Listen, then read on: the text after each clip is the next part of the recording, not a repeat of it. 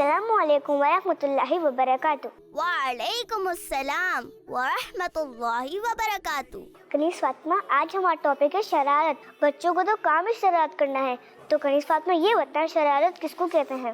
شرارت کا مطلب تو برائی ہے۔ عام طور پر جب ہم کسی کو چھیڑتے ہیں یا پھر تنگ کرتے ہیں یا اسی طرح کوئی چیز چھپا دیتے ہیں تو ہم اسے شرارت کہتے ہیں۔ کیا شرارتی بچے برے بچے ہوتے ہیں؟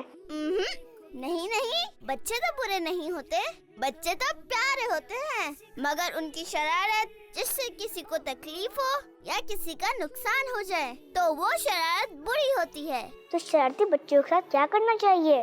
اگر کسی شرارتی بچے کو ڈی گریڈ کریں گے یا برا کہیں گے تو وہ ضدی ہو جائے گا اور پھر تو اور زیادہ شرارت کرے گا۔ ہو سکتا ہے وہ بدتمیزی بھی کرے، اس لیے انہیں بس پیار سے سمجھائے کہ آپ ایسی کوئی شرارت نہ کریں جس سے کسی دوسرے کو یا خود کو تکلیف ہو۔ کنیز فاطمہ، آج آپ نے ہمیں بہت اچھی باتیں بتائیں، جزاک اللہ خیرہ۔ بچوں کا مدنی چینل